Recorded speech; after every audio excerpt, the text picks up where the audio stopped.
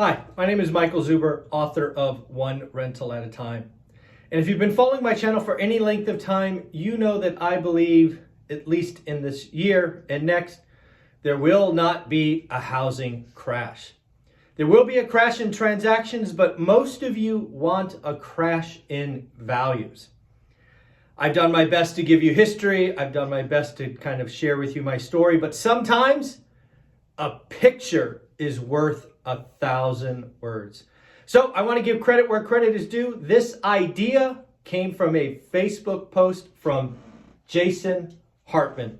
If you don't know who Jason Hartman is, go check him out. He's been putting out excellent investing advice for a long time. I've been lucky enough to interview him on my channel a couple of times. So again, if you're not following Jason Hartman, do yourself a favor and go check him out. So what I've done here is take Jason's simple post and I've turned it into a picture. And I'm going to answer, when will housing crash? And to be clear, I am talking about values. When will housing prices crash? A lot of you have been saying, oh my God, interest rates are 6%. Housing is going to crash. I do not think that is true. And again, I think this picture holds the answer. So again, remember, as somebody who studied economics way back when, what is one of the rules that you and I talk about all the time? Supply and demand. Supply is really easy to understand in real estate. It's, hey, how many active listings are there? Got it. Demand is a different beast. Demand actually has two variables. One is the desire, the want to, but there is a second test, and that is, can you?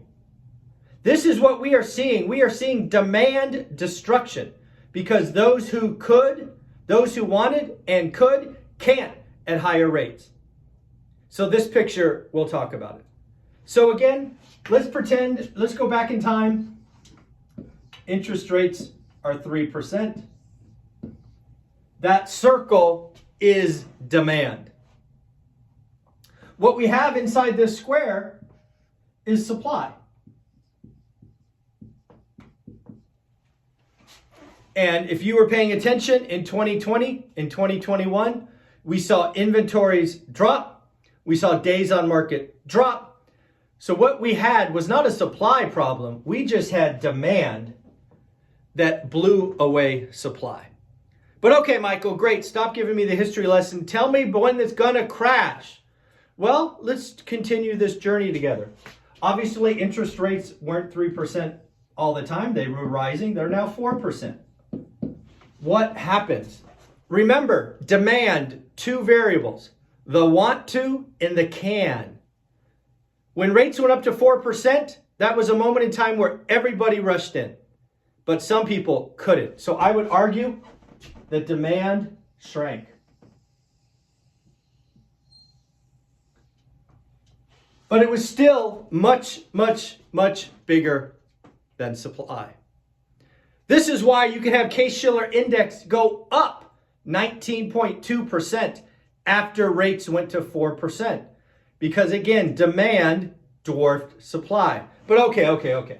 Now, what happens to 5%?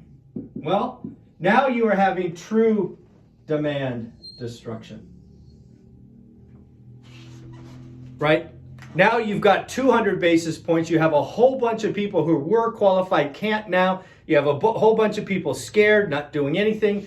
But still, the demand is greater than supply. What happens at 6%? Right? The big question is, will demand ever beat supply? But remember, I've been trying to help you understand that given the sudden rise in prices, or the price of money, the cost of capital, we are seeing a very interesting thing. This may appear that demand is getting closer to supply, and maybe in some markets, demand would be less than supply, and the world ends. But if you've been following my channel, you know that the Fed broke housing. Because what happens to the supply of homes at 6%? Let me get another color real quick. This is what happens to supply. What we are seeing today is not only demand destruction, these circles, we are seeing supply destruction. Supply is going to get cut in half. And as long as supply is less than demand, and some might argue 2 or 3x less, we can't have a housing crash. Now, in your market, your buy box, your specific area, maybe.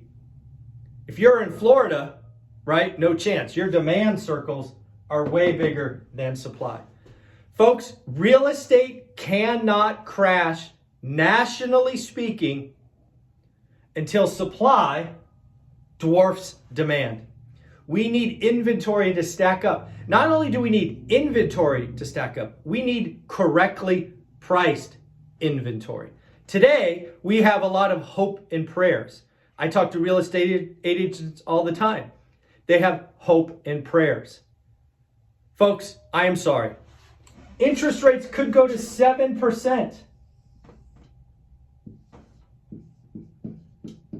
As long as demand exceeds supply, no crash. It is economics 101.